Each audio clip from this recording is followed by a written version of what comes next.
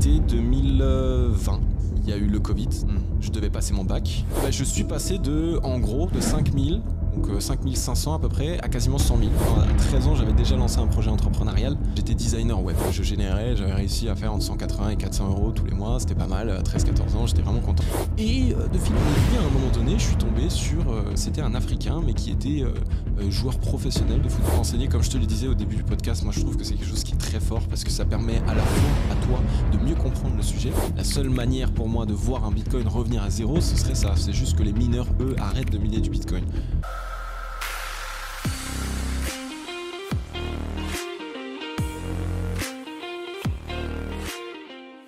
Ok les amis, bonjour et bienvenue à tous dans ce nouvel épisode de Zero to Hero. Aujourd'hui, je suis en compagnie d'Adam, un ami et surtout un jeune entrepreneur avec un parcours exceptionnel puisqu'à seulement 21 ans, tu es déjà entrepreneur, investisseur crypto, tu possèdes une chaîne YouTube de ouf. Si vous voulez suivre l'actualité crypto, c'est la chaîne Cryptologie qu'il faut suivre. Et aujourd'hui, on a la chance d'être ensemble parce que je t'ai invité à mon anniversaire. Complètement. Demain, donc là, on est dans ton Airbnb. Ouais. On s'est improvisé un petit studio maison et puis on va discuter parce qu'il y a beaucoup de choses à dire et je suis content de te faire venir. C'est tip top. Merci beaucoup pour l'introduction de dingue que tu m'as faite. Et merci surtout pour l'invitation. Franchement, je suis super content d'être là. Moi aussi. Super content de te voir. C'est top. Et puis voilà, on va pouvoir voir tout ça ensemble. Alors dis-moi Adam, est-ce que tu pourrais rapidement te présenter pour les gens qui ne te connaissent pas ? Ouais, moi du coup je m'appelle Adam. Je suis un peu plus connu sur YouTube sur le pseudonyme Cryptologique. Je me suis lancé sur YouTube il y a 2 ans maintenant pour partager mes différentes analyses techniques du marché crypto-monnaie. C'est un peu le marché sur lequel j'ai créé mon expertise. Avant de me lancer sur YouTube, j'étais déjà investisseur et entrepreneur, enfin investisseur et trader. Et du coup, voilà, vu que j'ai réussi à avoir des résultats qui, pour moi, ont été game changer, je me suis dit, voilà, dans tous les cas, je me lève le matin, j'ouvre mon PC, j'analyse mon graphique. Alors pourquoi je le ferais pas partager aux gens ? Et ça a plu, les gens étaient super contents, ça les a aidés, ça m'a permis à moi d'approfondir aussi le sujet, parce que quand on veut apprendre aux gens, il faut aussi qu'on puisse le comprendre d'une meilleure manière. Et donc je pense que moi, ça m'a aidé à mieux apprendre, et ça a aussi aidé ma communauté à pouvoir, je dirais pas prendre des décisions, mais à mieux voir comment se passait le marché et tout ce qui se passe derrière le marché et qu'on voit pas aussi initialement.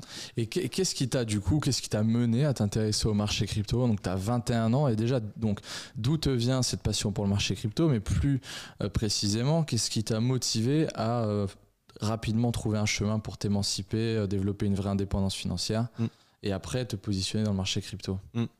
En fait, moi, j'ai toujours été quelqu'un de plutôt, on va dire, opportuniste. Ça veut dire que je fais en sorte d'avoir les yeux ouverts et de regarder ce qui se passe. Et des fois, il y a des choses qui me hype fort. Et donc là, j'avais 17 ans. J'étais en train de petit à petit essayer d'apprendre le développement personnel, tu vois. Donc mieux me comprendre moi-même, comprendre comment est-ce qu'on utilise notre cerveau concrètement de bonne manière, etc. Et en faisant ça, j'ai rencontré un mec qui lui aussi faisait du dev perso, donc c'était sur Insta. Moi, à ce moment-là, j'étais coach en motivation. Et ce mec, il m'a parlé, en gros, c'était un projet MLM à l'époque. Voilà, projet MLM basique, on va dire un petit peu pyramidal, machin, etc. Mais le projet en lui-même, je m'en foutais, mais ça reposait sur une crypto-monnaie qui s'appelait Ethereum. Et moi, j'ai découvert le marché crypto-monnaie avec Ethereum et pas avec Bitcoin. Et ce mec avait quand même des connaissances dans Ether, donc il pouvait m'expliquer un petit peu pourquoi est-ce que pour lui ça aurait de l'avenir, surtout à son utilité. Il a réussi à me l'expliquer avec des mots simples, et pour moi, c'était tout de suite le déclic. Je me suis dit, waouh, là, il y a vraiment quelque chose qui se passe, c'est quelque chose d'assez dingue. Et vu que je suis très curieux et quand je suis hypé par quelque chose, je me lasse plus. J'ai bouffé des vidéos, j'ai regardé un petit peu ce qu'il y avait sur Internet. Bon, il n'y avait pas grand-chose à ce moment-là, les vidéos YouTube, tout ça, il n'y en avait pas tant que ça. Mais j'ai bouffé tout ce que je pouvais bouffer. Et puis, j'ai commencé à comprendre un petit peu ce qu'était le Bitcoin. Puis après, j'ai compris qu'en fait, le Bitcoin, c'est pas du tout pareil qu'une autre crypto, puisque chaque crypto, en fait, est dépendante, enfin, est complètement, on va dire, unique, tu vois. Et donc à ce moment-là, bah, ça a ouvert le champ des possibilités, quoi. J'ai vu qu'il y avait un marché gigantesque qui était en train de se créer, que bah, le but de ce marché, c'était aussi de pouvoir un peu concurrencer le système bancaire actuel. Et, euh, et voilà, bah, le système bancaire aujourd'hui, moi j'ai un problème avec le système bancaire comme il est fait aujourd'hui. Et je me suis dit, ah bah tiens, c'est la première fois qu'il va y avoir une révolution dans ce secteur. Parce que c'est quand même dingue si on réfléchit un tout petit peu. Le secteur bancaire, c'est un des seuls secteurs qui n'a jamais été concurrencé. C'est fou ça. Il n'y a jamais eu de concurrence aux banques. Et ça, c'est monstrueux. Donc je me suis dit, le marché crypto-monnaie, ça peut être forcément, enfin, je pensais, quelque chose de très intéressant. Et donc, bah, très simplement, en fait, ce que j'ai fait, c'est que quand j'ai commencé à comprendre Ethereum et à un petit peu mettre le nez dans les cryptos, bon, je parlais plus avec le mec du MLM machin et tout, j'ai vraiment fait les choses de mon côté. Mais je voulais investir. Mais j'étais mineur. Donc je me suis dit, écoute, on est en train d'apprendre, donc là je me parle à moi-même, hein, je suis en train d'apprendre un petit peu ce milieu-là, etc. Je vais me laisser quelques mois, histoire de bouffer beaucoup d'infos, de comprendre et d'essayer de voir qu'est-ce qu'il faut, qu'est-ce qu'il ne faut pas faire surtout, les erreurs. Ça c'est quelque chose que j'ai beaucoup fait, j'ai regardé les erreurs des gens pour pas les faire. Et ils ont dit voilà, le point d'entrée c'est la chose la plus importante, parce que quand on est investisseur, c'est là où t'entres, c'est c'est un petit peu ce qui va définir si oui ou non ton investissement va être gagnant, tu vois. Et donc je me suis dit ok, bah, je vais me poser, je vais attendre un petit peu de voir s'il peut y avoir un point d'entrée potentiel. Et donc là, pendant cette période, ça a été une période de dingue pour moi parce que c'était 2020. Il y a eu le Covid. Je devais passer mon bac. Il y a eu le bac, tu sais, on l'a fait en contrôle continu. Ah oui. Donc en février, ils nous ont libérés, entre guillemets, confinés à la maison. Moi, en février, je me suis dit, il y a le bac contrôle continu. Je sais que je l'ai parce que c'est la seule année où vraiment je me suis dit, allez, je vais pour ma mère, j'avais envie de lui sortir le bac, comme ça elle l'a, et après elle était contente. Donc je me suis dit, le bac je l'ai parce que j'avais une bonne moyenne. Je me suis dit, allez, je vais me trouver un petit taf. Je me suis trouvé un taf, j'ai travaillé en tant que couvreur-zingueur. Donc c'était pas le métier le plus facile, on va dire. J'ai travaillé 3 mois et demi en entreprise, donc dans cette entreprise. Et je travaillais beaucoup, ça veut dire 55 heures, 60 heures semaine. On travaillait énormément, il faisait très chaud, tu vois, mais je savais que le salaire derrière était pas mauvais. Donc je me suis dit, le moindre centime que je gagne dans ces 3 mois et demi de taf, je le réinvestis. J'attendais un point d'entrée, il me fallait du cash parce que moi j'ai quitté ma maison, j'avais zéro, tu vois. Et j'ai dit, ok, je vais travailler ces 3 mois et demi, le moindre centime, je le mets dedans. C'est ce que j'ai fait, j'ai attendu. Il y a eu le crack Covid, donc c'était une opportunité incroyable pour le marché crypto. Et quelques mois qui ont suivi, j'ai pas chopé le dip parfait parce que voilà, j'étais pas encore investisseur, je comprenais pas et tout. Mais j'ai vu qu'il y a eu une énorme correction, que beaucoup de gens disaient c'est monstrueux ce qui se passe. Je me suis dit allez, pourquoi pas, on rentre. Et ben je suis rentré. J'ai all-in, mais pas all-in bêtement. Je savais que j'allais all-in parce que j'ai dit je touche pas un seul centime de ça parce que ça peut soit me faire un game changer, soit ça va me donner de l'expérience, soit je vais un peu mieux comprendre le marché, etc. Dans tous les cas, j'avais pas grand-chose à perdre parce que comme je t'ai dit, voilà, mes parents étaient pas loin, j'aurais pu rentrer, bref, tu vois, t'as moins de problématiques. Et donc, bah voilà, j'ai investi tout ce que j'avais. J'ai commencé par Ethereum, c'était quasiment tout mon bac, Ether, et il a fait une énorme performance. Donc ça s'est très bien passé sur ce premier investissement. Ce qui m'a permis du coup d'avoir un premier matelas. Donc combien, si tu peux parler en termes de chiffres bah, je suis passé en gros, de 5000, donc 5500 à peu près, à quasiment 100 000. Ah, avec l'Ether Avec Ether. Ah ouais, et le tout sur une période de 1 an et demi, quelque chose comme ça. Ouais. Ah ouais, non. Ouais. Et c'était à l'époque où l'Ether était à combien ça? J'ai investi, alors la toute première fois que je regardais Ether, c'était la crack Covid, il était dans les 90 ou 100 dollars si je me rappelle bien. Et moi, quand j'ai investi dessus, alors je l'ai investi, si je me rappelle bien, en 2 parties, mais 5500. J'ai investi à 180 l'Ether en dollars, hein, donc le premier, et le deuxième, dans la foulée, quelque part, 210, 220, tu vois. Ah ouais. Belle perf, putain. Belle perf, ouais. Top. Ouais, ça c'est bien passé. Ok, qu'est-ce qui s'ensuit après pour toi? Du coup, t'as décidé de vraiment faire du trading une vraie activité pour toi? Ou alors tu as continué de travailler en entreprise pour réaccumuler du capital? Qu'est-ce qui se passe quand on passe comme ça de 5 à 100 000? C'est quoi ensuite? Qu'est-ce que tu fais? Ouais. Bon, déjà, je suis passé de 5 à 100 000 en P et L, on va dire, tu vois. Mais c'est pas de 5 à 100 000 et les 100 000, j'ai cash out et j'avais les 100K, tu vois. Donc déjà, les 100K, après... On connaît tous, il y a un bear market qui arrive, donc ça fait déjà que c'est plus exactement la même chose. Mais moi, en fait, ce qui s'est passé, c'est que du coup, j'ai vu que j'avais ce matelas, on va dire, même si c'était pas du cash réel pour moi, parce que je pouvais pas le toucher, je l'avais pas sur mon compte en banque, donc ça veut dire que à la fin du mois, c'était quand même compliqué, tu vois, parce que j'avais pas de cash. Donc voilà, j'ai commencé. En fait, avant tout ça, moi, à 13 ans, j'avais déjà lancé un projet entrepreneurial. J'étais designer web, en gros, designer graphique pour les chaînes YouTube gaming. Et j'avais réussi à faire entre 180 et 400 euros tous les mois. C'était pas mal à 13-14 ans. J'étais vraiment content, mais surtout, je savais que je pouvais, tu vois. Donc, quand j'ai eu cet argent, je me suis dit, ok, bon, bah là, du coup, en investissement, c'est génial. Je suis en train de me performer, je suis en train d'avoir des meilleures connaissances et que bref je développe une compétence. Je me suis dit mais l'entrepreneuriat c'est aussi quelque chose qui me fait kiffer, moi c'est la liberté qui me fait kiffer, tu vois. Et vu que j'avais déjà ce petit pied où je savais que je l'avais déjà fait, je me suis dit bon bah voilà, en plus en même temps tu vois, je t'avais dit tu sais j'étais coach en motivation là. Alors c'était pas quelque chose que je facturais. Ça consistait en quoi ça alors j'avais une page de motivation. Donc dessus à la base je créais du contenu, donc tu vois c'était un petit peu au début où il commençait à y avoir les pages Insta, tu sais, qui mettaient des citations avec un beau design et tout. Donc j'étais designer, je faisais des beaux designs et je prenais des citations qui étaient inspirantes. Donc j'ai développé ce compte là. J'ai pas fait des milliers d'abonnés, mais j'ai vraiment aimé parce que en fait mon but c'était d'aider les gens, tu vois. Et ça c'est un truc que dans tous les cas j'adore aider les gens. Et donc voilà, de fil en aiguille, d'abord tu coaches je sais pas une petite mamie ou une maman qui a plus la motivation, ou même un papa qui sait plus dans quoi il veut aller et tout. Et de fil en aiguille, à un moment donné, je suis tombé sur c'était un Africain mais qui était joueur professionnel de football. Et donc quand je l'ai coaché, il m'a dit c'est incroyable, tu m'as reboosté, ça m'a donné vraiment une envie de repartir de nouveau dans le foot, etc. Tu vois, il a eu des problèmes familiaux et tout. Et quand c'est arrivé ça, j'ai eu un gros déclic parce que ça m'a fait énormément de bien, parce que quand je l'ai eu au tout départ, il était triste, tu vois. Et quand il en est sorti, il était heureux. Il m'envoyait tous les jours, voilà, regardez ce que j'ai fait, coach. Et il m'appelait coach et tout. C'était fou. Moi, j'avais 18 ans, tu vois. C'était fou que le mec il me dise ça alors qu'il était pro et tout. Et du coup, quand j'ai fait ça, donc j'ai vu que j'arrivais à développer une communauté, etc. Que par la suite, on pouvait potentiellement monétiser ça. Et donc j'ai commencé juste à toucher un peu à l'entrepreneuriat web. Ça veut dire que j'ai rédigé un e-book gratuit, tu vois, mais je l'ai fait télécharger. J'ai eu des adresses mail. Ok, qu'est-ce qu'on peut faire avec des adresses mail? Et donc j'ai commencé à être curieux un petit peu, tu vois, de voir qu'est-ce qu'on peut faire, etc.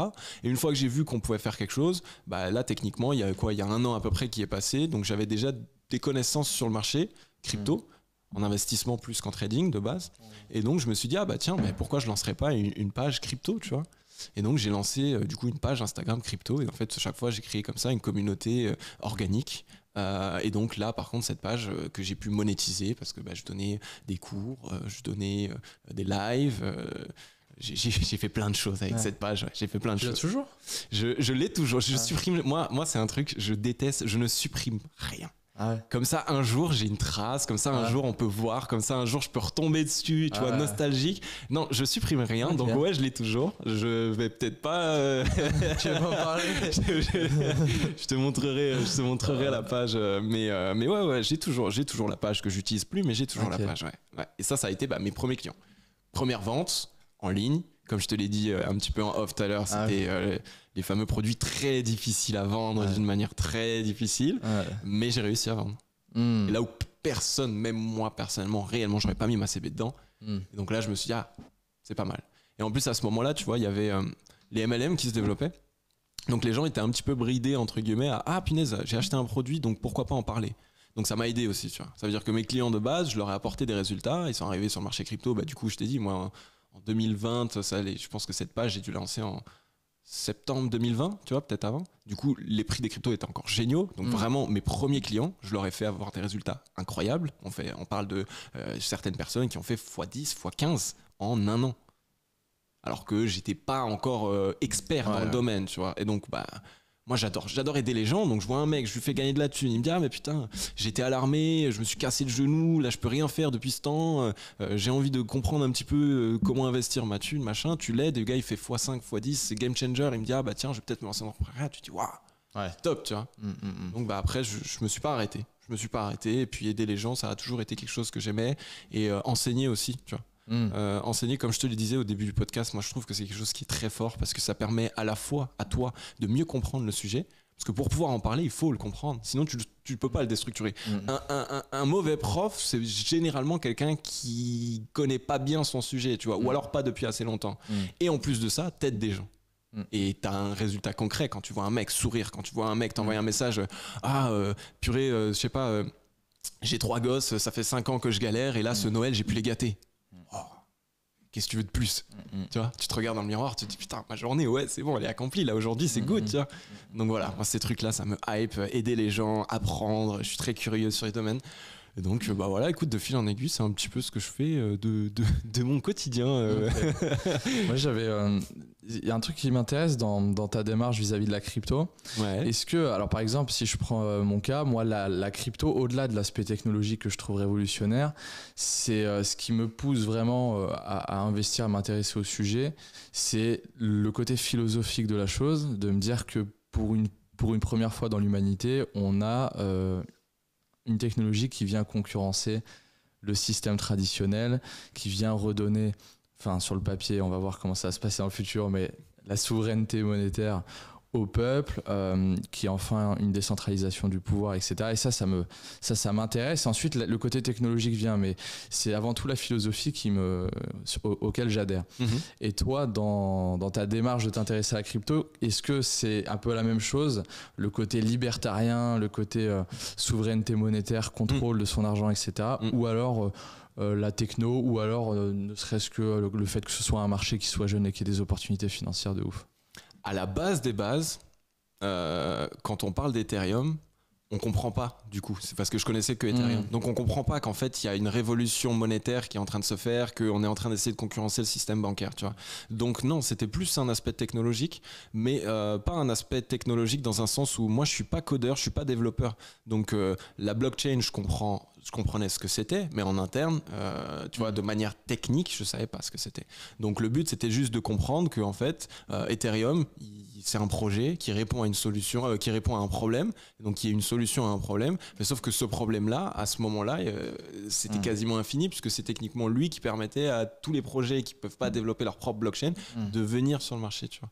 Donc je me suis dit, ouais, il y a un vrai truc technologique qui se fait. En plus, c'était nouveau, c'était hypant, c'était un marché où il commençait à y avoir de l'argent qui rentrait. Et puis tu vois, tu avais un historique, même si de manière concrète, tu le comprends pas, mais tu avais un historique où depuis 2013, tu as vu que, je sais pas, à un moment, le Bitcoin était à 90 centimes ou peut-être un tout petit peu plus, tu vois, et que maintenant, il est à ce prix-là. Et donc, tu te dis, ah ouais, mais purée, si le Bitcoin, il a fait ça, en fait, et vu qu'après, tu commences un petit peu à comprendre juste que les projets crypto-monnaies ont tous, pour la plupart, des projets différents, des visions différentes, machin, etc. Tu dis, ouais, mais en vrai, le Bitcoin d'hier, on va peut-être trouver un Bitcoin de demain, tu vois. Il y a peut-être demain une crypto-monnaie qui vaut aujourd'hui 90 centimes et qui vaudra 30, 40, 50 000 plus tard, tu vois. Qui remplira la même fonction que Bitcoin, tu penses? Qui remplira pas forcément la même fonction, non. Enfin, du coup, si tu as un projet à 90 centimes qui va valoir 50 000, 60 000 le token, là, on est techniquement, si j'y réfléchis là comme ça rapidement, je pense que tu es obligé d'aller vers une valeur refuge. Parce que du coup, ce qui fait qu'il vaut 60 000, 50 000 le token, c'est justement le fait qu'il y ait une quantité extrêmement limitée, tu vois. Mais des projets autres, enfin, si tu veux faire ce type de gap-là, ouais, on va dire que je pense valeur refuge, ce serait nécessaire. Mais après, comme dit, le Bitcoin est venu avec une solution en termes de valeur refuge, mais des valeurs, enfin, si tu veux essayer d'apporter d'autres solutions, même dans ce domaine-là, tu peux, tu vois. Il y a des possibilités de nouveautés, il y a des possibilités de changement, et donc il faudra voir. À un moment donné, dans toute façon, le Bitcoin sera bloqué. Là, aujourd'hui, on en parle comme ça parce qu'on sait que voilà, il va y en avoir 21 millions qui vont être émis. Aujourd'hui, on est à, je sais pas, 19 millions 700 000 qui sont déjà en place. Donc, il y reste pas grand-chose, tu vois. Mais à un moment, quand les 21 millions seront détenus par des gens, enfin, il y aura plus, tu vois ce que je veux dire. Si les 21 millions sont détenus par des gens, à ce moment-là, tu te dis bon, ok, du coup, ça va être beaucoup plus compliqué. Tu peux pas forcément en acheter parce que l'offre, elle est pas exactement présente. Et si la demande est extrêmement forte, ça va être très galère. Ça va être comme des montres de luxe. Tu vas attendre 5 ans pour avoir ton Bitcoin, machin. Donc, il va falloir. Bah, si les gens détiennent tous les bitcoins, qui veulent pas les vendre, il n'y a pas d'offre sur le marché. Et si tout le monde veut du bitcoin, alors l'offre et la demande, déjà le prix, il explose. Et c'est justement ce qui fait que le bitcoin aujourd'hui me hype autant, tu vois. Mais de l'autre côté, bah, techniquement, s'il y en a plus, il y en a plus. Donc tu vas devoir attendre, ça va être comme des montres haut de gamme, même si eux, bon, on sait que voilà, hybride, exprès, machin. Mais tu vois, c'est la même chose. Et donc, bah, techniquement, à un moment, il va falloir soit une solution secondaire, une nouvelle valeur refuge qui répond à de nouvelles fonctions, etc. Soit dans tous les cas en fait des projets il va y en avoir tellement, c'est comme une entreprise qui se lance, des entreprises t'en as des centaines de milliers, t'en auras tout le temps qui se lancent, tous les jours t'as des entreprises qui se lancent. Projet crypto c'est la même chose, donc il va potentiellement y avoir une crypto qui demain pas forcément va détrôner le Bitcoin mais qui va chercher des solutions autres ou même potentiellement les mêmes en mieux à voir. En vrai il y a tellement de possibilités. C'est si jeune, vraiment c'est si jeune que là on peut tout voir, quoi. Tout est possible, tu vois. Il y a rien qui techniquement devrait brider le marché crypto-monnaie dans son développement, on va dire, d'un aspect technologique. Je parle pas d'un aspect financier investissement là, parce que si demain les États ils commencent vraiment à casser les bonbons, machin et tout, c'est sûr que tu vas avoir quelques années où ça va être compliqué sur le marché crypto. Mais des projets crypto qui ont besoin du Web3, qui ont besoin des outils qui sont disponibles aujourd'hui sur le Web3 pour pouvoir justement commencer à mettre en place des projets entrepreneuriaux, etc. Il y en a, il y en aura et de plus en plus, tu vois. Donc, à voir quoi. Tu vois ce que je veux dire? Ouais, c'est clair. Selon toi, qu'est-ce qui ferait qu'on pourrait avoir un Bitcoin qui revient à zéro? Alors, moi, je pense que si on découvre la personne ou le groupe ou l'organisation qui est à l'origine de la création du Bitcoin, ça peut faire mal.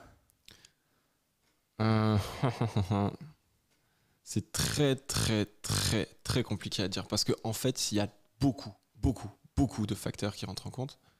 Parce que même si demain il y a une énorme pression vendeuse, plein de gens se mettent à vendre, machin, etc., revenir à zéro, ça voudrait dire qu'il y a extinction de la machine.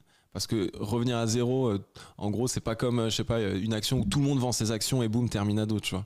Parce que il y a des bitcoins qui sont perdus, il y a des bitcoins qui ont été saisis par le gouvernement. Donc ceux-là, ils ne seront pas tout de suite vendus, machin. Donc ça veut dire que dans tous les cas, il y aura toujours une contrepartie. Alors évidemment, pression vendeuse, on va avoir, ça descend très fort, tout le monde vend, machin. Mais le bitcoin à zéro, la seule possibilité pour moi que le bitcoin revienne à zéro, c'est que demain, il n'y ait plus de mineurs. Que les mineurs du bitcoin demain s'arrêtent tous complètement, qu'il n'y ait plus personne qui veuille miner du bitcoin, je sais pas, la récompense n'est plus possible, ou si vraiment demain, mais au vu des récompenses que ça donne, au vu des énormes fermes de minage qui sont déjà en train d'essayer de créer des monopoles autour de ça et qui tout leur business tourne autour, il n'y a pas de raison qu'ils arrêtent leur machine et qu'ils arrêtent le minage, tu vois ce que je veux dire? Moi perso, si je devais ici là sur la question que tu m'as posée d'un aspect rapide, la seule manière pour moi de voir un bitcoin revenir à zéro, ce serait ça, c'est juste que les mineurs eux arrêtent de miner du bitcoin. Parce que là, on n'a pas encore miné tous les bitcoins. Mais après, en vrai, une fois que les 21 millions sont en circulation, je crois que je me suis même jamais posé la question de une fois que les 21 millions sont en circulation, est-ce que les mineurs du bitcoin sont encore présents? Est-ce que, en soi, oui, pour valider les transactions, il faudrait que je pousse la réflexion un peu plus loin. Tu vois, là, par exemple, ils auraient moins de récompense. De toute façon, en fait, la récompense diminue en fait à chaque fois. Tous les 4 ans, sur chaque halving, la récompense se divise par 2. Dans tous les cas, mais la récompense se divise par 2 aussi du fait que du coup, vu que la récompense se divise par 2, la rareté se divise par 2, donc potentiellement le prix du bitcoin est plus élevé. Donc en fait, si tu regardes la récompense en termes de quantité de bitcoin se diminue, mais si tu regardes justement la valeur de ce qui gagne, ça se diminue peut-être pas tant que ça finalement. Même je pense qu'il gagne plus aujourd'hui que les années passées, tu vois. Mais c'est une très bonne question là, tu vois, tu m'as poussé dans mes retranchements entre guillemets, parce que c'est vrai que je me suis jamais posé la question, et alors que c'est un peu bête, des 21 millions de bitcoin, qu'est-ce qui se passe après, tu vois? Parce que normalement je suis mort avant que les 21 millions soient minés, normalement c'est en 2140, donc tu vois, je me suis pas posé la question, mais c'est vrai que pour plus tard c'est nécessaire de savoir, tu vois. À part si on aura trouvé le secret de l'immortalité d'ici là, hein, qui sait? Mais là ça peut être encore tout un autre débat, tu vois, mais non, c'est des questions comme ça que je trouve super intéressantes, tu vois, parce que t'as vite envie de te brider à dire qu'est-ce que je m'en fous, de toute façon 2140 je suis plus là, tu vois. Mais ça peut être super intéressant de savoir qu'est-ce que ça pourrait faire, est-ce que les mineurs seront toujours présents, après de toute façon j'ai envie de te dire, comme je t'ai dit avant, imaginons que Bitcoin s'éteint. Ok, là aujourd'hui ce serait dommage, tu vois. Là aujourd'hui ça envoie une balle de fusil à pompe dans le pied clairement, tu vois. Mais si demain le marché crypto il se développe une énorme capitalisation, et le Bitcoin, tu sais, aujourd'hui, en gros, en termes de dominance, il est à peu près à 48%. Donc à lui tout seul, il représente 48% de la capitalisation totale du marché crypto. Mais si cette dominance se diminue et qu'il est plus qu'à 10 ou à 5%, s'il s'éteint, en soi, l'impact il est plus si dingue. En soi, tu vois ce que je veux dire? Parce que c'est ça qu'il faut pas oublier, c'est que là certes le Bitcoin aujourd'hui il a une place très importante dans le marché crypto et que c'est lui qui fait en grande partie bouger les cours parce que justement il a ces fameux 48%, tu vois. Mais plus on descend dans une dominance du Bitcoin, moins on a de dépendance du Bitcoin. Donc techniquement, même si un jour il s'éteint, le plus tard possible serait le mieux, mais ça viendrait pas flinguer le marché crypto. Ça mettrait pas fin au marché crypto. Parce que le Bitcoin a apporté en partie la blockchain. Mais maintenant, tous les autres projets crypto ont développé, pas tous, mais il y en a beaucoup qui ont développé d'autres blockchains. Donc techniquement, la technologie de la blockchain, on la connaît. Et après, la technologie, frais de transaction réduit, on l'a. Transaction approximativement rapide, même si sur le Bitcoin, c'est pas sa valeur forte, on l'a sur d'autres projets. Et techniquement, ça, il y a d'autres projets, tu vois, qui l'ont aujourd'hui. Donc, il a apporté ce qu'il devait apporter. Ouais. Il continue d'être le king parce que techniquement, aujourd'hui, ce qu'on aime avec Bitcoin, c'est que on sait vers quoi il va. On connaît les règles à l'avance. Ouais. Ça passe pas, machin. C'est ça que les gens aiment sur le Bitcoin. On connaît les règles à l'avance et on ne peut plus les modifier, tu vois. Et c'est ça qui fait que c'est good, tu vois. C'est ça qui fait qu'aujourd'hui, c'est le king. Mais techniquement, demain, un projet crypto qui vient, il fait pareil, preuve blanche, il montre que voilà, on peut pas changer les règles, voici les règles, c'est comme ça que ça se passe, machin, et il offre la même chose ou mieux, bah tu vois. Donc c'est pour ça même que tout à l'heure, je te disais, en vrai, Bitcoin peut être détrôné. En soi, Bitcoin, c'est le king dans le sens où... C'est le plus populaire. C'est qu'une question de popularité, tu vois. C'est pas le plus utile. Ouais. Nécessairement, c'est pas le plus utile. Et on peut trouver des utilités plus importantes, entre guillemets, que ce qu'apporte aujourd'hui le Bitcoin, tout en conservant ce rôle de valeur refuge, tu vois. C'est vrai. Maintenant, si on considère qu'il y a moins de 5% de la population mondiale qui détiennent des cryptos, et que la première crypto vers laquelle les néophytes viennent, c'est par le biais du BTC ou de l'Ether, naturellement, je sais pas comment il perdrait sa dominance, tu vois. Franchement, c'est comme tout, tu vois. T'as vu, aujourd'hui, il y a Apple, ils sont en place. On se dit, naturellement, il ne perdra pas de sa dominance non plus du marché de la téléphonie, tu vois. Mais si demain, il y a un mec qui vient et qui fait mieux, moins cher, ou mieux, à peu près dans les mêmes prix, mais qui vraiment apporte sa valeur ajoutée, on peut oublier Apple, tu vois. Il y a des marques, on se dit, elles sont en place, elles ne bougent pas. Mais les marques, si tu regardes en 2000-2010, les marques qui étaient en place, tu vois, c'est plus les mêmes, hein. Et c'est pareil sur le marché crypto, et c'est ça que je trouve excitant, c'est que quand tu vas regarder le top 30 des crypto-monnaies à plus forte capitalisation de cette année et de 2020, même de cette année et de l'année dernière, c'est pas... il y a un bear market qui est passé déjà, tu peux aller voir hein, le Terra Luna qui était top 4 ou top 3, il n'est plus là déjà, c'est pareil, tu vois, c'est la sélection naturelle. Il y a des projets qui sont là, c'est bien, c'est super, mais Bitcoin, il ne faut pas oublier que là aujourd'hui, ce qu'il a mis en place, il l'a déjà mis en place. Il peut difficilement continuer d'évoluer et apporter des nouvelles choses. Là où n'importe quel autre projet qui vient de derrière, il prend juste toute la data qu'il y a déjà en place et il fait mieux. Tu vois ce que je veux dire ? C'est ça qui fait que demain, techniquement, des projets crypto à très très forte, avec beaucoup de gains possibles, tu vois, je pense que il y en a encore tout plein. Ah oui. Et mais par rapport au Bitcoin, pareil. Tu vois. Ouais, c'est intéressant. J'ai hâte de voir un petit peu l'avenir. En tout cas, je pense qu'on est loin de son potentiel de prix. Je pense qu'il a encore une belle marge de manœuvre devant lui, quoi. Après, c'est vrai que pour une personne qui rentre avec peu de capitaux sur le marché, acheter du BTC pour viser de la rentabilité et un gros multiple, je pense pas que ce soit l'asset de prédilection vers laquelle aller. Ah bah moi si, Ah ouais ? Non mais en tant qu'investisseur, tu vois, si tu veux faire un... Justement, regarde, aujourd'hui Bitcoin il est à quoi ? Il est à 26 000. Ouais. Son ATH il était à 68 000. Ouais. Vraiment juste comme ça, x3 quasiment de la TH. Oui, mais... Un mec qui vient, qui investit, et qui vient et qui prend x3. Tu fais ça où, à part sur le marché crypto, alors que le Bitcoin, c'est la première crypto, c'est celle qui bouge un petit peu le moins maintenant, parce qu'elle est plus capitalisée, donc moins volatile. Oui. x3, quoi, tu vois ce que je veux dire ? Oui. Non, mais nous, on s'en rend peut-être plus compte, mais bien sûr, si tu compares aux autres marchés, mais si tu viens et que tu connais un peu le marché et que tu veux faire des 10, 20x, 30x, ils sont pas là, s'ils sont pas sur le BTC à court terme, tu vois. À court terme, x20, x10, compliqué là tout de suite sur Bitcoin, mais c'est comme tout. Si tu cherches x10, x20, x30, tu dois prendre plus de risques. Tu vas sur des donc tu vois ce que je veux dire. Donc dans tous les cas, en fait, c'est une échelle et il faut jauger, il faut réussir à trouver la bonne balance entre les deux, entre le risque et les gains. Il y a des gens où, tu vois, par exemple, même là, on parle de Bitcoin comme si, zéro risque entre guillemets, tu vois. Mais il y a des gens où c'est pas possible pour eux, ça va trop vite, la volatilité, ils sont pas prêts à voir leur portefeuille, il faut un moins 30% et le lendemain plus 50%, tu vois, ça, c'est des choses ils sont pas possibles. Et en plus de ça, il y a des gens, là, tu te dis x3, nous, on en rit en mode, c'est que le Bitcoin, les autres cryptos, ils peuvent faire beaucoup plus, machin et tout. Il y en a, ils disent x3, impossible, c'est de l'arnaque, tu vois ce que je veux dire ? Oui. Parce qu'on n'a pas évolué dans un monde où des performances comme celle-ci, c'est normal, tu vois. À part dans les domaines des startups, où il y a vraiment ici beaucoup de capitaux qui rentrent, et ça c'est en partie grâce aux gestionnaires de fonds, les levées de fonds, et à un moment donné cette bulle spéculative aussi autour de tout ce qui est technologique. En vrai, les actions ça bouge pas tant que ça. Il n'y a plus de nouveaux acteurs, on va dire, qui partent de zéro, qui devient un mastodonte en pas beaucoup de temps. À part les startups, ou alors sinon il faut spéculer, hein, mais si tu es en mode investisseur pur, mis à part les startups, je vois pas ce que tu peux. Ou tu peux aller chercher des multiples similaires. Tu vois. Bah, ça devient un petit peu plus compliqué pour de très forts multiples, de pouvoir trouver des très forts multiples. Autre que sur le marché crypto. Mais après, à petite échelle, et ça c'est ce que je dis souvent, tu vois, en fait, le problème c'est que les gens ils comprennent pas qu'investisseur c'est pas sur les marchés financiers. C'est que là, demain, tu vas, je sais pas, tu regardes sur internet, il y a un drop de chaussures. Tu les achètes 250, tu les revends 750, t'as fait x3. Ça c'est un investissement. T'as fait x3 en 2-2, tu vois. Et ça, les gens captent pas. Moi, je connais des gens, ça c'est chez moi à Mulhouse, là. Il y a beaucoup de gens qui font achat, revente de sneakers. Mais je connais des mecs qui font de la thune, mais fort avec. Vraiment, on parle en 15, 30, 40K mensuels facile, tu vois. Parce qu'ils achètent énormément de paires, ils vendent, ils refont. Ça, c'est un investissement. Et c'est même par là qu'il faut que tu commences l'investissement. En soi, on investit tous, on le comprend pas, tu vois. Alors, certes, quand on achète un truc bêtement, un habit qui sert à rien, machin, ok, ouais. Mais si tu achètes un vêtement à quantité limitée, qu'en ce moment, il y a une grosse hype, que tu vois que sur le marché gris, il vaut 500 et que toi, tu peux l'acheter 280 en boutique, c'est un investissement. Et par là, tu commences.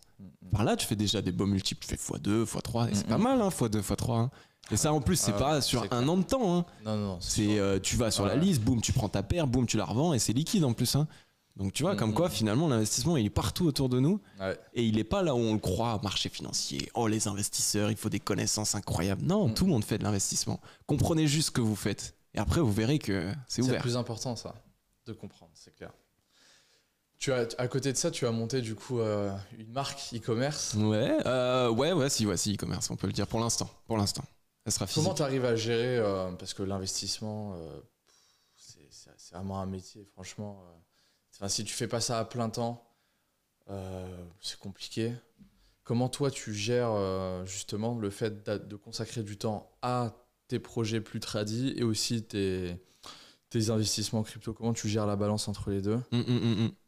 Alors, aujourd'hui, j'ai développé des stratégies d'investissement.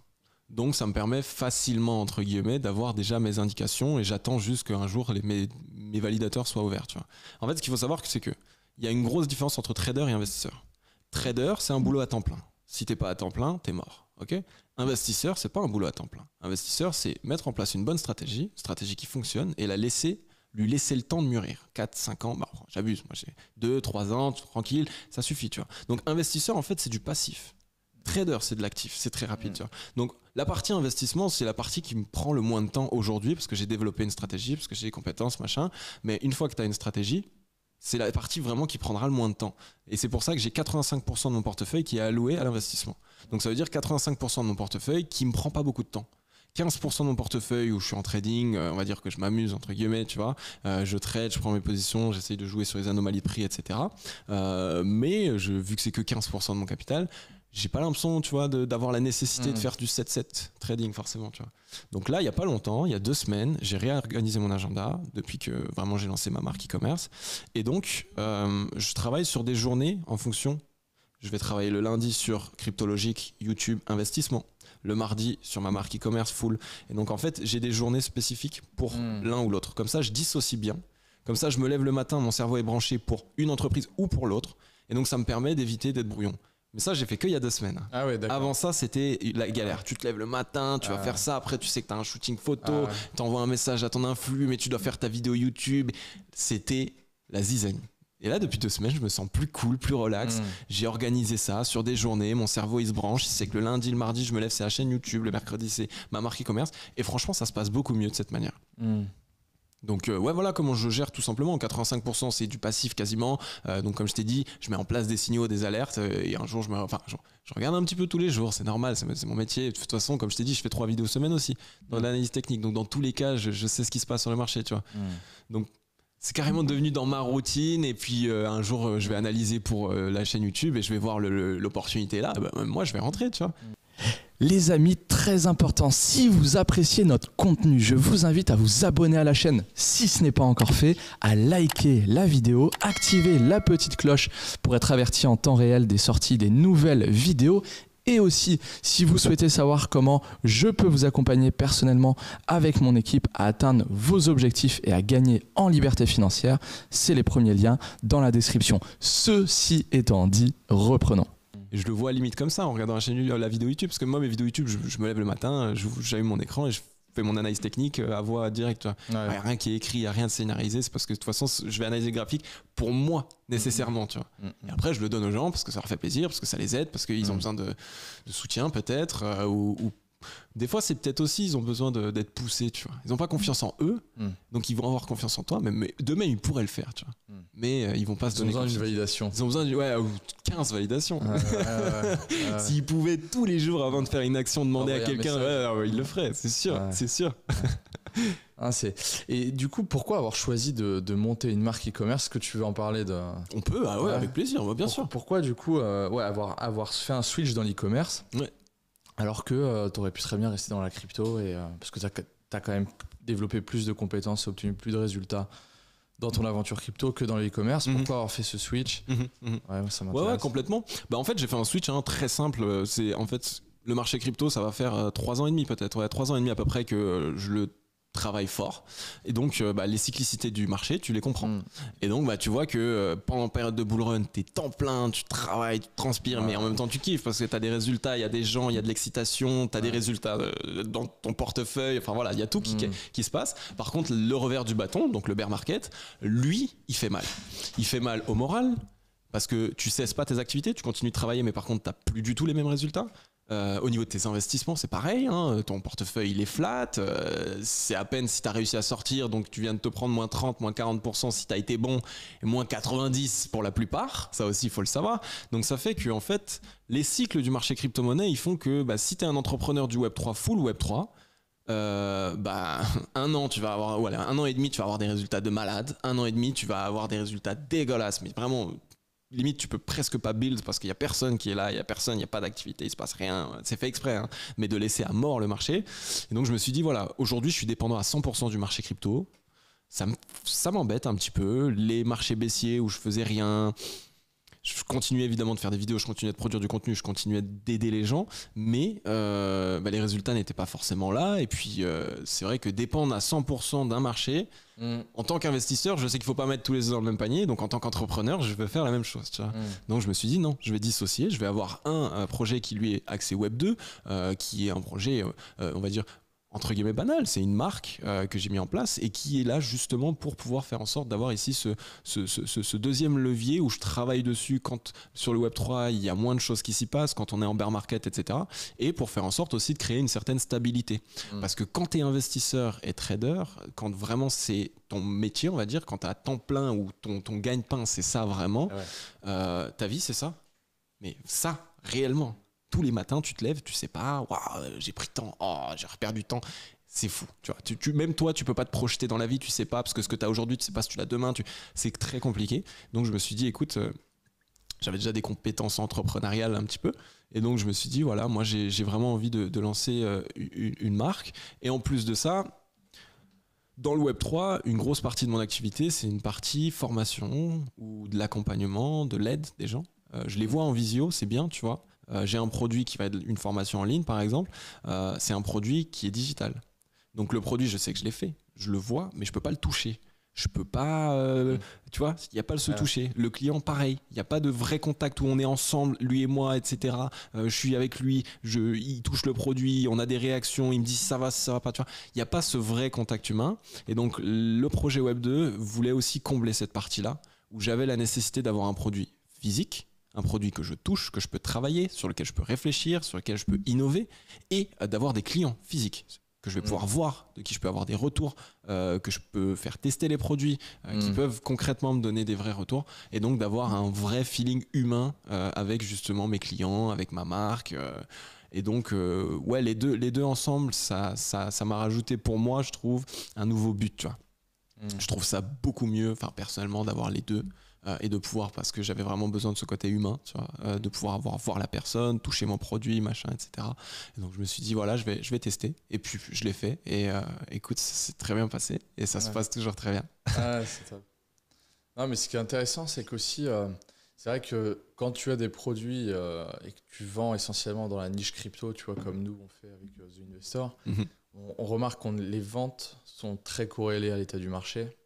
Et ça, parfois, ça peut être délicat, tu vois, surtout quand on n'a pas conscience. Quand ça t'arrive, tu te dis, ah non, mais c'est peut-être phénomène de saturation de marché, trop de concurrence, faut innover, etc. Alors qu'en fait, c'est juste le manque d'intérêt de la part des gens vis-à-vis du marché. Et donc, c'est aussi intéressant soit de changer l'angle de ton marketing, comme nous on fait, où on met peut-être moins en avant l'aspect crypto, mais plus les stock market, etc. Ou alors, effectivement, développer un autre projet. Mais là, pour le coup, ce qui est intéressant, c'est que pour le coup, c'est vraiment à l'opposé. Ouais, t'as pas dit, allez, je vais vendre une formation sur la bourse ou quoi. T'as dit, non, je vais vendre. C'est des gants. Voilà, justement, j'allais dire, c'est une marque de gants, justement, de gants pour hommes, hein, donc de mode, de conduite, de style, de design, etc. En cuir, donc toujours qualité premium. Mais ouais, c'est radicalement opposé. Mais comme dit, c'est pareil, c'est génial en fait, cette marque de gants. Tu les fais où, tes gants? Où est-ce qu'ils sont produits? Alors c'est produit en Asie, mais c'est pas produit en Asie dans un sens dropshipping, je sais pas quoi. Non, je travaille avec 8 artisans différents qui produisent en fait différents. Le problème c'est que le cuir, t'as différents cuirs. Tu vas avoir du cuir de cerf, tu vas avoir du cuir de mouton, tu vas avoir du cuir d'agneau. Et tu as certains artisans qui savent travailler un cuir, qui savent pas travailler l'autre cuir. Moi, j'ai des modèles de gants où j'ai une partie cuir sur la paume de main et j'ai une partie tricot sur le dessus de la main. Le tricot, pareil, c'est une compétence spécifique. En France, si je voulais faire produire, et je veux faire produire en France, et je vais former des gens pour pouvoir produire en France, c'est sûr et certain, je vais expatrier la production en France. Mais le problème, c'est que si là, aujourd'hui, je veux le faire, avec les outils qui sont déjà aujourd'hui en place, on sort le gant en production à 250 balles. Ouais, non, je dois le vendre 300, 350 et encore je fais une petite marge. Alors là, je me suis dit, je vais travailler avec des artisans asiatiques. Attention, artisans asiatiques, ça ne veut pas dire des usines asiatiques. C'est là aussi où les gens ne comprennent pas tous tout de suite. Et c'est là où il y a une grosse différence. C'est que moi, je travaille avec des maisons artisans, comme une maison artisan français qui est là depuis 100 ans. C'est une maison en Asie qui est là depuis 100 ans, tu vois, qui travaille de famille en famille, qui a adoré travailler le cuir, etc. Et donc tous ces artisans, ils adorent ça. Et c'est eux qui fixent le prix du produit. C'est pas moi qui viens et qui dit, ah ouais les gars, je vais vous prendre une de 500, vous me faites ça à quoi? À 3 balles, c'est du rapide, vous me faites ça. Non, c'est fait à la main, les coutures elles sont parfaites, la qualité est là, le cuir que je t'ai dit, ils arrivent à trouver des cuirs, eux je sais pas exactement pourquoi, mais moins cher que chez nous, alors que la qualité est géniale. Donc concrètement, il y a beaucoup plus d'avantages d'avoir pu le faire là pour l'instant de cette manière. Et je me voyais pas, enfin c'est pas que je me voyais pas, mais c'est que ça n'allait pas vraiment dans mon sens de vouloir créer un produit réservé qu'à une élite simple, genre vraiment 400, 500 euros le modèle de gants en achat pur. Tu touches pas tout le monde, quoi. C'est beaucoup plus compliqué, tu vois. Et puis moi, mon but avec cette marque, tu vois, c'est vraiment concrètement de demain marcher dans la rue et de voir plein de gens le porter, tu vois. Alors que si demain je fais un modèle de gants à 500, je vais peut-être croiser un mec dans un hôtel sympa qui les porte, tu vois. Donc tu travailles aussi vraiment les designs et tout. Tout. On travaille tout. Alors on a de la chance, les artisans, tu sais, ils bossent bien. C'est pour ça que je dis on, hein, parce qu'ils sont vraiment aussi dans le projet et ils aiment ça. Ils ont des modèles de base qu'ils ont déjà travaillé avec certaines coutures d'une manière, des trous à des endroits. Ils me disent voilà de quoi on part. Et en fonction du modèle de base, là je commence à dire ok, nous on peut regarder pour essayer de rajouter ça, j'aimerais bien en cette couleur, est-ce qu'on peut pas plutôt utiliser ce cuir là, j'aimerais des trous ici, les surpiqûres d'habitude ils les font tous de la même couleur mais essaye de me les mettre noir sur rouge, tu vois ce que je veux dire. Donc tu cherches à innover sur ce type de choses là et donc ouais voilà, tu pars d'un modèle de base et voilà, ça permet de vraiment concrètement innover, d'avoir quelque chose que tu bosses, tu vois. Donc voilà, ça c'est le petit message que j'essaye. Parce que quelqu'un, tu vas lui dire, c'est en Asie, oh là là, dropshipping, 3 euros, tu vois. Non, calmez-vous, c'est pas parce qu'ils sont chinois que c'est forcément des mecs, tu vois ce que je veux dire. C'est des personnes qui sont là, qui travaillent, qui savent aussi bosser. Et c'est pratiquement du racisme de venir dire, ah non, j'achète pas chinois. Non, il y a des gens qui bossent, qui prennent un salaire et je paye très bien mes artisans, donc ça se passe très bien. Tu vois. Non, mais en plus, il y a un amalgame de ouf qui est fait avec le mot dropshipping, parce que dropshipping, ça veut dire ne pas détenir le stock. Et en fait, mais toutes les boutiques aujourd'hui, tu vas acheter une voiture, ils l'ont pas en stock, la voiture. Complètement. En fait, et puis, le truc, c'est qu'on a corrélé ce mot dropshipping au mot arnaque, tu vois, alors que c'est deux choses qui sont totalement indissociées. C'est pour ça que c'est un mot, dans ton marketing, c'est à bannir parce que malheureusement, tout de suite, ça amène une connotation différente. Mais il faut bien que les gens comprennent le sens étymologique du mot qui est de ne pas de sous-traiter l'envoi de tes produits à tes fournisseurs. En fait, c'est ça globalement, c'est que toi, tu es juste l'intermédiaire, sur le site sur lequel les gens achètent. Après, c'est le fournisseur qui envoie. Et puis tu vois, nous, du coup, on fait même pas du dropshipping puisque techniquement, nous, quand on va faire une commande. T'as du stock, toi? Ah ouais. Alors, j'ai pas du stock. Après, on peut en parler aujourd'hui parce que dans le gant, c'est un peu compliqué dans un sens où moi, tu vois, je travaille à la demi-taille près. Ouais. Donc, si je devais avoir du stock sur chaque demi-taille, c'est par modèle 7 et par modèle, je dois avoir 4-5 couleurs et j'ai 12 modèles.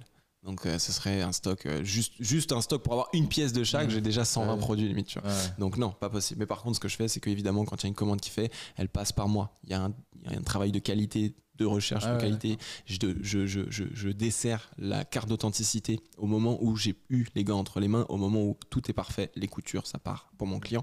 Mais sans que ça passe par moi, ça n'arrive pas à mon client. Ah ouais, d'accord. Okay. Et ça, c'est un système que je veux mettre en place et que je ne changerai pas parce que la qualité est là. Je cherche à mettre en place une vraie marque de qualité. J'ai envie d'être un mastodonte du gant, techniquement, tu vois, parce qu'aujourd'hui, il n'y en a pas. Et je pense pouvoir le faire. Je le vois de plus en plus avec les contacts, avec les discussions que j'ai, avec les ouvertures aussi entrepreneuriales que j'ai justement grâce à ce projet-là. Donc, je sais pas, parler avec des magasiniers, donc des mecs qui travaillent pour des magazines, entreprendre, machin, etc. Donc, pour pouvoir travailler dedans, des youtubeurs qui ont une énorme communauté, etc. Et qui sont très hypés par ma marque et pas d'autres marques, tu vois. Donc, il y a vraiment quelque chose qui peut se faire. Et donc, ce que je disais, c'est que voilà, moi, le contrôle qualité, pour moi, il est nécessaire. C'est pas une étape que je ferai sauter. Je peux le déléguer ça à quelqu'un qui est de confiance, qui voilà, il prend le produit, le check, machin, il met la carte d'authenticité. Aujourd'hui, je le fais moi parce que ça me fait plaisir de le faire, de voir mon produit, de l'envoyer. Tu vois, quand ça fait quoi? Ça fait 8 mois, 9 mois, même 1 an, ouais, ça fait 1 an à peu près qu'on est lancé. Et donc, j'ai toujours ce besoin encore de tout toucher au départ. Tu vois, quand je fais un projet entrepreneurial, j'ai besoin de tout voir, de tout faire. Et une fois que j'ai tout fait, là, je pourrais petit à petit déléguer parce que je sais l'étape qu'il faut faire, je sais en combien de temps le mec est censé faire ça, je sais comment il doit le faire, donc je sais le guider, tu vois. Mais si toi-même tu sais pas faire la tâche, comment tu veux guider quelqu'un à la faire? Tu vois ce que je veux dire? Donc moi cette tâche-là pour moi est primordiale et donc il y a une carte d'authenticité qui est délivrée par moi-même uniquement.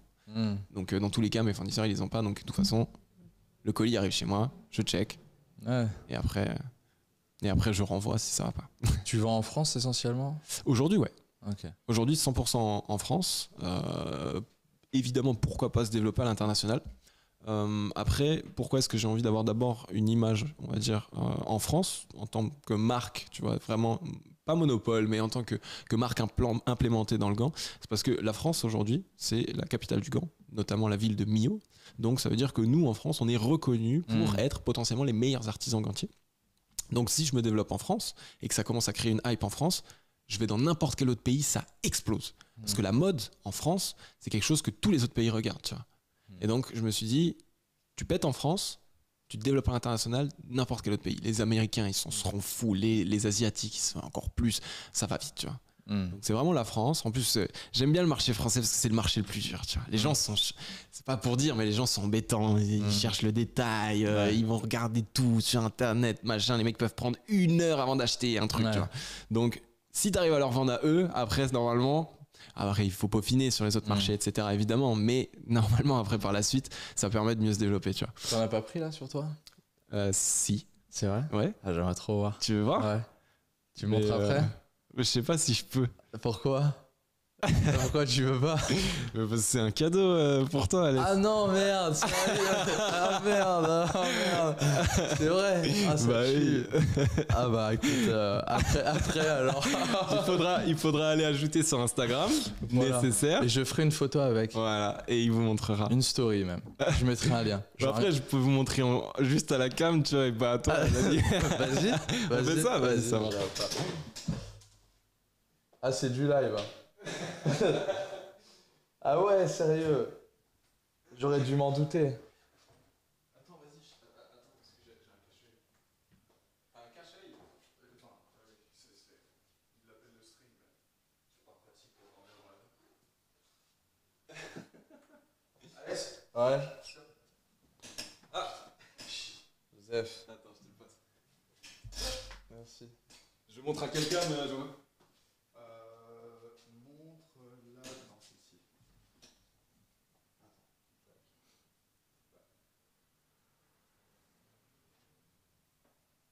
Alors, il est charmé le gant ou pas? Sérieux?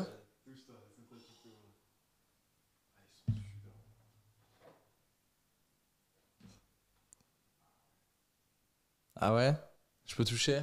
Ah oui, on peut pas toucher. Toucher à la limite, ça.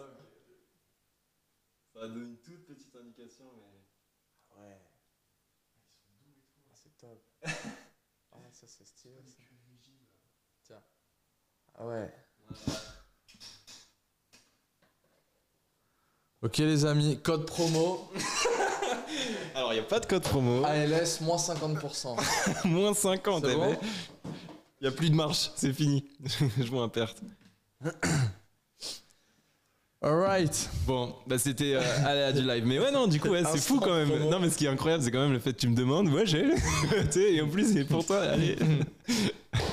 Donc ouais, diversification. Et toi, parce que du coup là, t'as dit voilà, c'est vrai que quand le marché crypto, on va dire, il est en bear market, tu vas commencer à axer sur tes autres produits, la bourse, peut-être encore les paris sportifs encore. Alors alors en fait j'ai toujours donc The Investor. Alors ce qui est bien avec The Investor, c'est qu'on travaille avec 3 piliers d'investissement. Du coup, l'argument premier pour vendre nos programmes, ça a été la crypto parce qu'on a profité de la hype de 2020. Mais ce qui est bien, c'est qu'on peut switcher sur les 3 piliers, donc changer de marketing au besoin.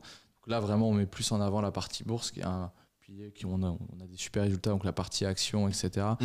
Qu'on met plus en avant. Donc là, on va relancer pas mal de conférences live sur ce sujet-là.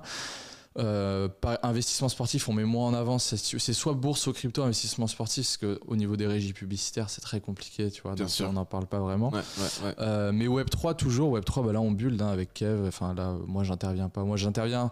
On est associé. Moi, j'interviens sur la partie relations, marketing. Là, pour l'instant, ça n'a pas lieu d'être. On est vraiment dans la tech. On a notre wallet no custodial qui sort en bêta en juillet-août. Ok. Que je pourrais tester. Ah bah grave, avec Bien sûr. messagerie cryptée et tout, ça va être trop bien.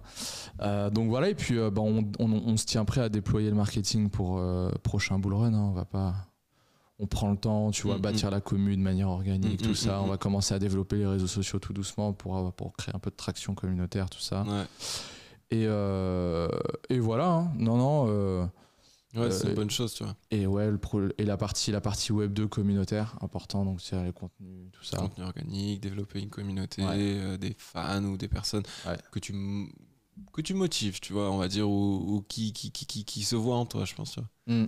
Mais ouais, ça c'est bon. Toi, je te l'ai déjà dit parce qu'on en avait parlé, je crois, l'année dernière. C'était au tout début qu'on se parlait.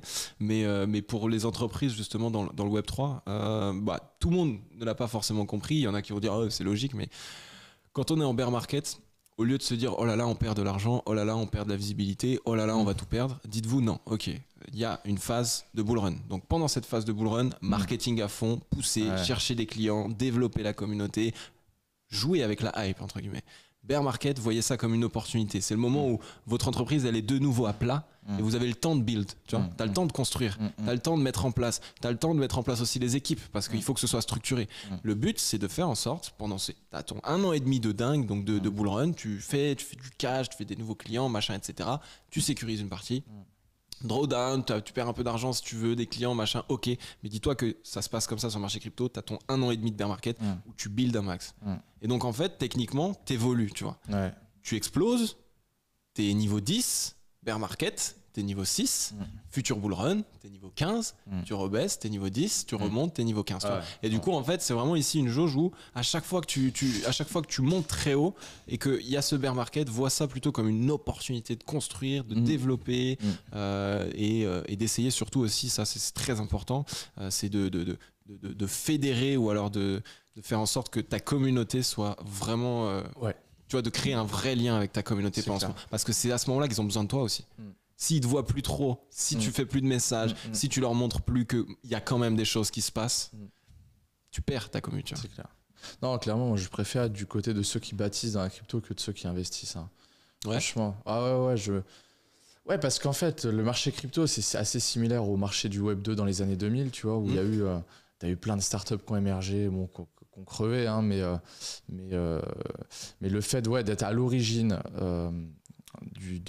d'un nouveau marché comme ça et bulle surtout que encore une fois c'est très difficile de se planter à l'heure actuelle dans le Web3 si vraiment tu as une bonne équipe technique, tu as une bonne vision, tu bâtis une vraie techno qui a de l'usage, etc.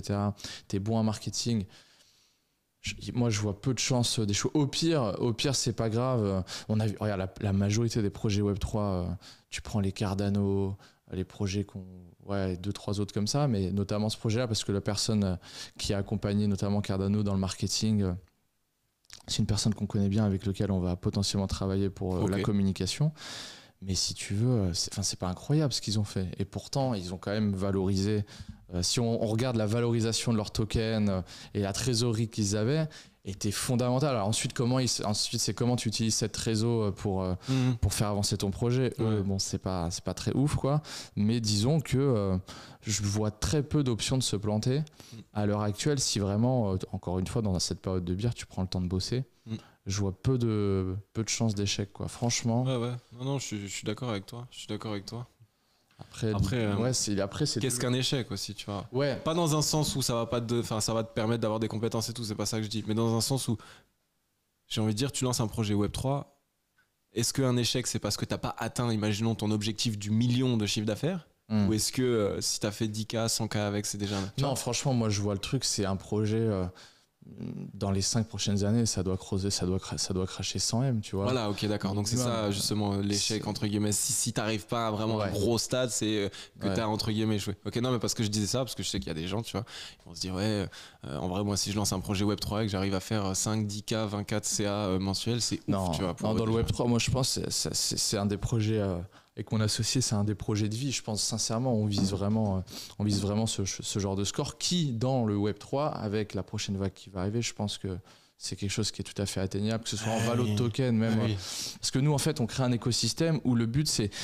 Oui, il y a un coin qui va régir tout cet écosystème, mais on bâtit surtout un écosystème dans lequel il va y avoir vraiment des projets qui s'autofinancent avec du cash flow, tu vois. Notamment un jeu de play to earn où tu vois, les gens vont pouvoir gagner de l'Okacoin et donc en accumuler, donc ça fait vivre l'économie du token, mais ils peuvent vraiment aussi, nous on va mettre en place des frais sur tous les projets qu'il y a dans l'écosystème et ça va vraiment faire de l'entreprise une entreprise rentable, au-delà du fait que donc si tu veux, avant tout, on se base pas sur la hype d'un token hypothétique, on se base vraiment, c'est une entreprise qui fait de l'argent, quoi. Ouais, et c'est ça qui est génial, et ça c'est bien que tu l'aies dit comme ça, parce que c'est ça qui est génial avec un projet dans le Web3, entre guillemets, c'est qu'il n'y a pas de limite, en fait. Entre guillemets, hein, si imaginons que tu lances un token, imaginons que tu lances maintenant un utility token, tu vas lui donner une utilité par rapport à ton projet actuel. Demain, tu bâtis une nouvelle branche en même temps de ton projet. Tu as une deuxième utilité pour ton token, puis une troisième, puis une cinquième. Et en fait, tu peux brancher ton token et le faire sur tous les produits financiers que tu veux apporter, ou pas forcément financiers, mais sur tous les produits que tu veux apporter dans ton entreprise. Tu peux lui donner une utilité via ton token, etc. Et donc, il y a vraiment cette possibilité, tu vois, de pouvoir justement développer sans réellement être bridé à un moment donné. Non, c'est vrai qu'on a vraiment une vision horizontale, c'est-à-dire que on veut multiplier les projets et l'utilité sur le token. Tu vois. Donc ça, c'est... Parce qu'on part du principe que c'est en rajoutant de l'utilité et une vraie utilité concrète que de toute façon le token peut vivre et se déployer. Tu vois. Ouais, ben, tu sais, 2020-2021, là, il y a eu le bull run. Ça a été un peu le bull run de la dinguerie, entre guillemets. Dans un sens où, en fait, ce qui s'est passé, c'est que même les investisseurs particuliers, on n'en parle pas. Mais là, c'est vraiment tout ce qui va être fonds de gestion, banque, tu vois, les gros portefeuilles. Avant, ils ne pouvaient pas presque investir dans le marché crypto parce que tu sais, il faut le faire passer devant tes 50 cours, il faut que tu aies tous les directeurs généraux qui soient d'accord, machin, etc. Donc bref, c'était une galère. Là, il y a eu ces gros fonds qui sont arrivés. Donc ce qui s'est passé, c'est que tu as des mecs qui venaient, écoute, moi je suis une startup, j'ai un projet, il n'y a pas vraiment d'utilité, mais bon, je lève des fonds, je fais beaucoup de marketing, boum, les mecs ils lèvent 50 M. Ouais, c'est ouf. Et donc ça, c'est un truc que ça va être un petit peu différent, je pense, là, sur le futur bull run, où les grandes banques, les grands fonds de gestion, etc., ils ont pris des tartes quand même. Ils ont pris des grosses claques, Terra Luna et tout. Il y avait des gros fonds de gestion qui étaient dedans. Et du coup, vu qu'ils ont pris ces claques-là, il y a toujours un budget qui va être alloué au marché crypto. Peut-être même qui sera supérieur, parce qu'on voit que de plus en plus, on ouvre les yeux. Mais maintenant, ils ont un peu plus de bouteilles. Donc, ils vont aller voir les projets avec des utility tokens. Ils vont aller voir des projets qui ont vraiment une envie de répondre à une problématique, qui peut acquérir encore plein de clients, etc. Tu vois. Il va y avoir du budget. Mais comme tu l'as bien dit, et ça, je pense que de moins en moins, on va avoir...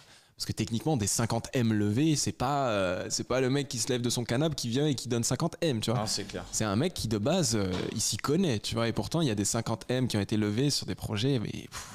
tu vois. Donc là, futur futur bull run, ça va être tip top. Je pense qu'il y aura encore beaucoup d'argent parce que techniquement, même avec les pertes, ils sont tous fait des couilles en or. Je sais pas si on disait mais ils se sont fait des couilles en or. Et avec ces couilles en or, ils ont de nouveau des enveloppes. Peut-être qu'on va même augmenter l'enveloppe. Mais par contre, ça va être beaucoup plus sélectif. Ça va être sur quelques projets bien ciblés. Et du coup, il faut réussir à apporter ce... Enfin, il faut même réussir à leur parler à eux, tu vois. Non, et puis ce qui est top, c'est qu'il y a aussi un renversement du rapport de force et du jeu de pouvoir qu'il peut y avoir avec des VC dans l'écosystème crypto. Notamment, tu vois, ça j'ai appris ça l'année dernière, mais les contrats SAFT. Les contrats où en gros, tu peux faire entrer des investisseurs dans ton projet crypto, mais pas contre des parts de ta boîte, mais contre une partie des tokens. De la supply, tu vois. Ouais, bien sûr. Et ça, je trouve ça génial parce que du coup, tu gardes le pouvoir décisionnel de ta boîte, tu files juste des tokens, ça te permet de faire entrer la liquidité, de déployer le projet, mais tu perds pas de pouvoir de décision. Ça, je trouve ça génial, tu vois. Ah, c'est le but d'une ICO, par exemple. Ouais, ça, je trouve ça top. Après, ce qu'il faut comprendre, c'est que tu vas pas perdre de pouvoir de décision, mais tu vas perdre un pouvoir de régulation du prix de ton token. Ouais. Si demain, tu as un VC qui vient et qui dit, écoute, regarde, moi, je te prends, je sais pas, 20%, 30% de ta supply. En mode il investit. Comment tu fais après? Parce que le mec avec 20-30% de ta supply, il te tient de toute façon. Tu vois ce que je veux dire? Donc dans tous les cas, il a pas besoin d'avoir 10% de ta boîte. Donc c'est aussi sur ça qu'il faut quand même réfléchir. Et qu'il faut essayer de se dire, ok, que des mecs investissent, c'est une bonne chose, mais qu'ils soient split. Faut pas que t'aies un gros qui détient trop, tu vois. Et ça, c'est très important. Et souvent, il y a des projets, et ça, j'en ai parlé là récemment. Moi, j'étais allé à la Paris Blockchain Week. J'ai rencontré des messieurs bien placés dans le marché crypto et tout, et qui disaient qu'en fait, il y a plein de whales qui vont venir et qui vont dire, voilà, moi, je vous aide à développer votre projet, machin, etc. Je veux 10, 15, 20, 25% de la supply. Le projet, il vient de se lancer. Il y a une énorme whale qui arrive, qui en plus donne des gros fonds tout de suite, qui t'aide, machin et tout. Donc tu dis oui, mais sauf que le mec, il a 20 ou 30% de ta supply. Du jour au lendemain, il met fin à tout ton travail.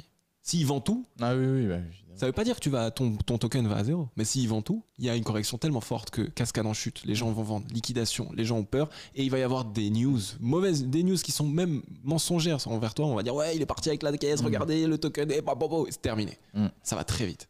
Il y a des mecs, ils ont build pendant 2-3 ans, sur une fausse rumeur, boum, terminé. Tu vois ce que je veux dire? Ça, c'est le Web3. Ça fait peur, hein? Non, mais c'est ça aussi qui fait la magie de cette industrie. C'est que d'un côté, ça peut aller très vite, très fort, mais ça peut aussi redescendre aussi vite que ça. Ouais. Donc, c'est pour ça que, comme on disait, on en parlait tout à l'heure, hein, les fondations, il faut les construire. Il faut les construire. Si tu ne les construis pas, c'est mort. C'est mort. Si tu tombes d'un étage, tu te rattrapes. Si tu tombes de 10 étages, c'est terminé. Tu vois ce que je veux dire? Non, mais c'est pour ça que vraiment, avec Kevin, c'est la philosophie qu'on a depuis le début de ce projet, c'est qu'on veut s'autosuffire. C'est-à-dire que on se finance, nous, même si ça prend le plus de temps, on garde le contrôle.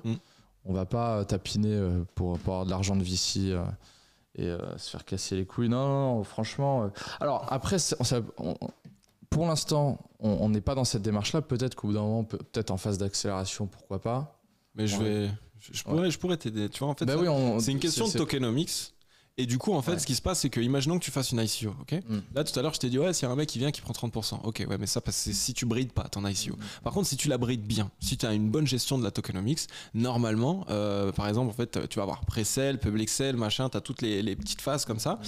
Et en fait, si tu brides en termes de ticket d'entrée, par exemple, un mec, tu lui dis, voilà, vous pouvez pas prendre plus de 5 000 euros, vous pouvez pas prendre plus de 10 000 euros. Ah, là, c'est différent, t'as bridé. Donc, le mec, il a pas trop de supply, le mec, il a pas trop d'importance. Et en plus de ça, ça fait que du coup, t'as plus d'investisseurs, plus de gens, de la hype. Un mec qui a investi va peut-être en parler, machin. Donc, marketingment parlant, je trouve que c'est même bon, tu vois, de vouloir le faire plutôt sur une ICO, entre guillemets, lambda, avec des investisseurs.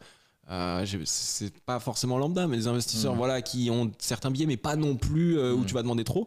Et donc ça, c'est une grosse gestion de la tokenomics. Et c'est la chose la plus importante pour un investisseur sur le marché crypto et pour un entrepreneur aussi, la tokenomics. Il y a des projets qui sont monstrueux, le VeChain par exemple, monstrueux. Le projet, ce qui fait, les partenariats qu'il a déjà en place, tout, c'est monstrueux. Leur tokenomics, elle est éclatée. Leur token, il vaut rien. Et il monte pas. Il y a eu évidemment une petite hausse, machin, x10, x15 peut-être sur le premier bull run, mais là il n'y a plus rien. Et le fait qu'il y ait trop de tokens en circulation, ça a mal été géré. Le fait aussi, tu sais, voilà, comme je t'ai dit avant, tu vas bloquer, imaginons, voilà, tu vends des petites tranches de 10 000. Les gens ils peuvent acheter des tranches de 10 000. Et après, il y a l'unlock. Mm. Donc, quand tu débloques les tokens et que tu leur donnes accès. Ça, pareil, c'est compris dans la tokenomics. Il faut bien le gérer. Si tu fais en sorte que le mec, tu unlock, que tout le monde, au bout de 3 mois, ils ont 20% ou 30% de ce qu'ils avaient, mais tu te fais éclater. Donc, la tokenomics, c'est une des choses. Alors là, j'ai parlé avec des projets où des mecs, tu sais, ils sont lancés à 3. Il n'y en a aucun qui était dans la tokenomics, mais il y en a un, on l'a désigné, on lui a dit, fais la tokenomics. Non, mec. Tokenomics, c'est le seul truc, personnellement, sur le marché. Si je voulais lancer un projet avec un token, je payerais un mec cher pour me faire une tokenomics béton. Si j'ai une vision long terme sur le projet, tu vois. Mais la tokenomics, c'est la chose la plus importante. C'est une des compétences qui est les moins développées du marché en général. Je pense. Dis-toi, pour te dire à quel point je connais potentiellement qu'une seule personne qui est dans une expertise de tokenomics. Pour te dire à quel point je connais pas beaucoup de gens. Donc, il y en a peu, tu vois. Et c'est ce qui fait aussi qu'il y a plein de projets qui explosent pas parce que du coup, il n'y a pas de mecs qui font la tokenomics, donc ils essayent de le faire un peu comme ils veulent, machin, et après, tu vas voir, c'est du sparadrap partout, du scotch, machin, ça va. C'est Bob le bricoleur, tu vois. Puis une fois que tu as codé, c'est très difficile de revenir en arrière, voire impossible. Impossible. Non, c'est pas possible. Ouais. Non, techniquement, non. Tokenomics, c'est lancé, l'ICO est fait, il y a des gens qui ont payé, ils doivent recevoir, tu leur as dit que c'était comme ça, machin, c'est le vesting, tu vois, c'est le moment où tu leur rends la monnaie de la pièce. Sinon, t'es un scammer et ton projet est fini. Une erreur peut aller très vite. Hein. Le marché crypto, c'est ça que je te dis depuis tout à l'heure. Non, mais c'est top. Bah écoute, on pourra se refaire une petite partie 2 si t'es chaud. Bah écoute. Bah franchement, en moins comme ça, les gens te connaissent. On a fait un petit peu la partie, crypto. On n'a pas parlé de ton enfance. On n'a pas parlé de mon enfance, non. Bah écoute, non, c'était super cool. Bah, moi j'ai adoré en tout cas. Ça, c'est une première expérience de réel podcast, tu vois. D'habitude c'est plus sous forme d'interview. Et franchement j'adore. J'adore. C'est clair. Puis c'est la première fois entre guillemets qu'on se voit c'est la première fois qu'on se voit en physique. C'est la première fois qu'on se voit en physique. T'es venu tout à l'heure, on a mangé ensemble et puis là on enchaîne avec une petite discussion, ça tue. Et demain l'anniversaire, tiens-toi prêt. Ah bah. Ça va envoyer. Je suis prêt, t'inquiète. Joseph Solangui derrière la caméra, il attend que ça.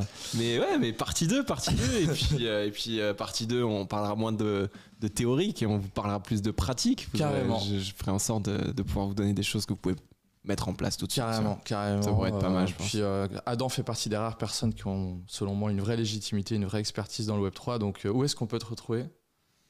Vous pouvez me retrouver sur YouTube, Cryptologique, en français, donc logique, Logique.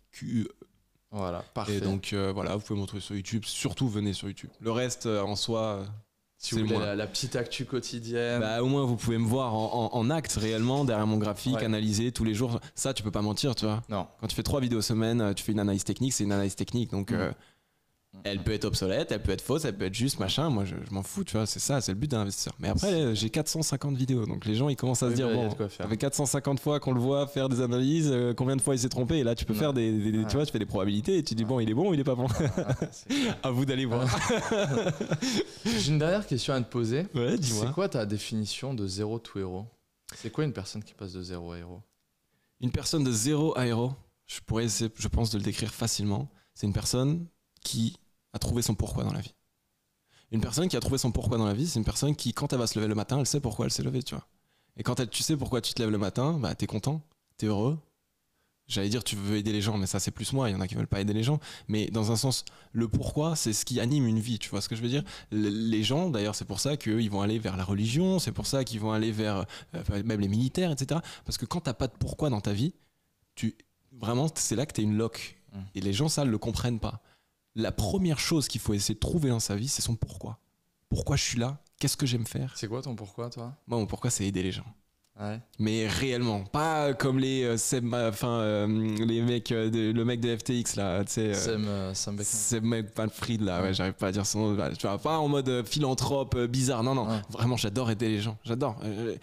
C'est mon pourquoi parce qu'en gros, je t'explique, c'est je fais de l'argent en aidant les gens à gagner de l'argent et surtout. Je finis ma journée, mes clients, je les ai aidés, ils sont contents parce que tu sais, moi, je donne pas des conseils financiers. J'apprends aux gens à faire. Donc eux, ils le font, ils sont contents, ils apprennent en compétences, ils se développent, etc. Ils m'envoient des messages, ils sont super contents, merci, j'ai réussi à faire ça, machin. Je me regarde dans le miroir le soir, je suis là en mode mec. Oui, j'ai de l'argent, ok, ouais, j'ai gagné de l'argent, mais est-ce que j'ai des mérites ? Je me lève tous les matins pour aider des gens. Pour aider des gens qui n'avaient pas ces compétences, qui n'avaient pas l'envie de passer 3 ans et demi derrière les graphiques comme moi je l'ai fait. C'était pas facile, hein. C'était pas des périodes faciles. Mais je l'ai fait. Et je suis là, je donne, je suis content, j'aime les gens, j'aime ce qu'ils font. Et je sais pas, c'est ça, aider les gens, ça me fait kiffer, tu vois. Ça, c'est mon pourquoi. Tu déchires. Putain, ça tue les amis. N'hésitez pas à commenter, on s'abonne évidemment. Le petit instant youtubeur miteux. Bah, il faut, on quémande du like. Pouce bleu. Pouce bleu. On active la cloche pour être averti en temps réel des nouvelles vidéos. Et puis voilà, merci Adam, c'était cool. Avec plaisir, merci à toi. On se retrouve pour prochaine vidéo les amis. De Zero to Hero. Ciao. Ciao.